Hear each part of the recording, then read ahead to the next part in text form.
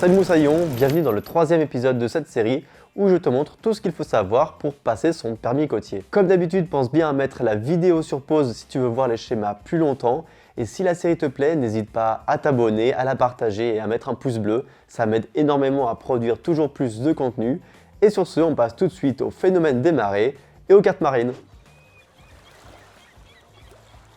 Il existe des cartes spécialement conçues pour la navigation en mer qui sont donc les cartes marines.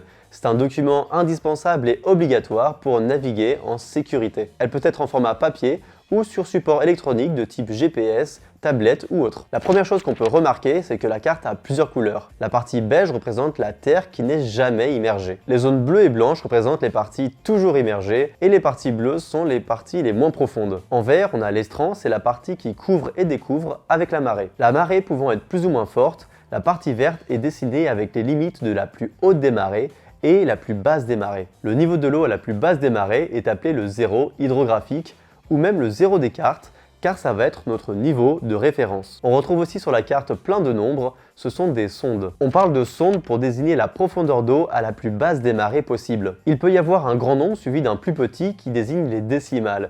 Ici, par exemple, on a une sonde de 28,5 mètres. Si le nombre est souligné, c'est qu'il découvre à la plus basse des mers. Ce nombre peut être associé à un symbole, pour indiquer la sonde d'un rocher par exemple, et comme le nombre est légèrement décalé par rapport au rocher, et que donc il n'est pas exactement au bon endroit, on va le mettre entre parenthèses. Un nombre peut être associé à une ligne qu'on appellera ligne de sonde. Cette ligne de sonde veut dire que sur toute cette ligne-là, il y a la même sonde en tout point. On trouve aussi sur cette carte plein de symboles et de lettres. Il faut connaître leur signification, ou au moins ceux qu'on retrouve le plus souvent. On a le rocher découvrant, le rocher peu profond, le rocher affleurant.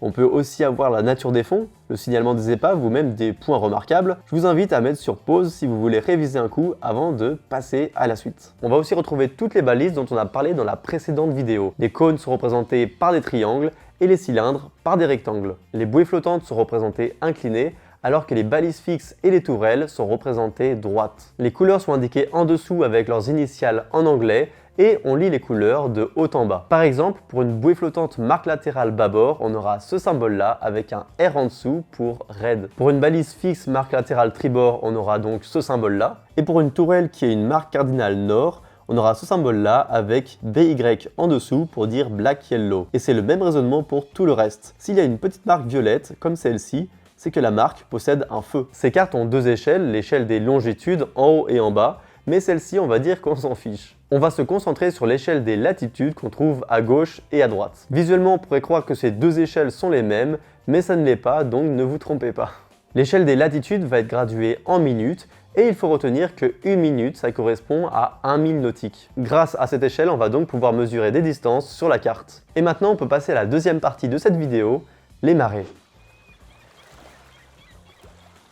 Il y a des marées sur la Terre car la Lune et le Soleil attirent l'eau des mers et des océans. Et comme ces astres se déplacent, il y a des variations du niveau de la mer. Quand on atteint le plus haut niveau de la marée, on dit qu'on est en marée haute ou pleine mer.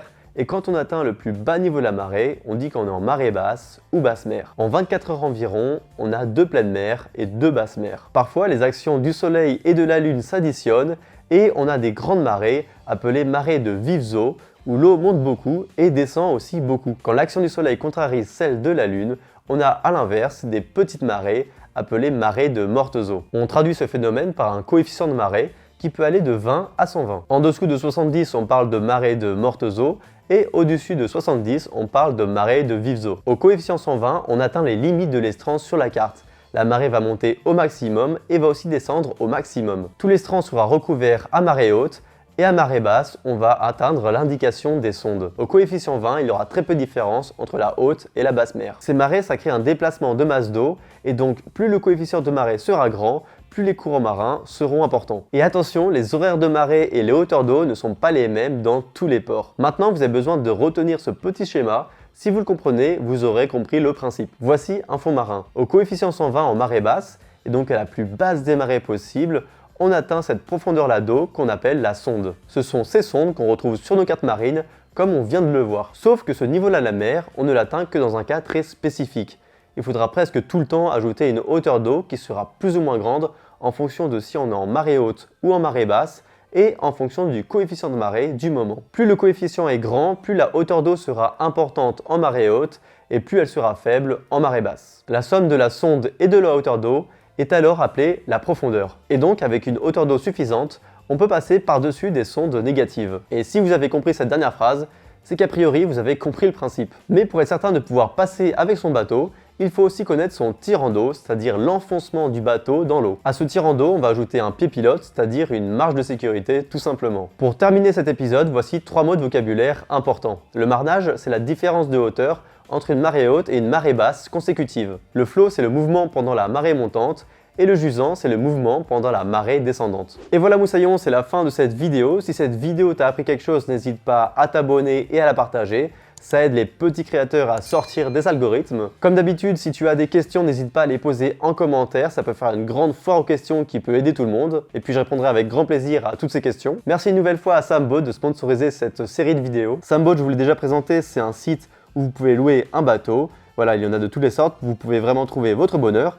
Et c'est bien pratique une fois qu'on a passé son permis côtier. Un permis sans bateau, c'est moins utile. Je vous invite à aller voir le lien en description et nous on se retrouve la semaine prochaine pour le prochain épisode. Et sur ce, je vous dis à très bientôt, bon vent, ciao ciao.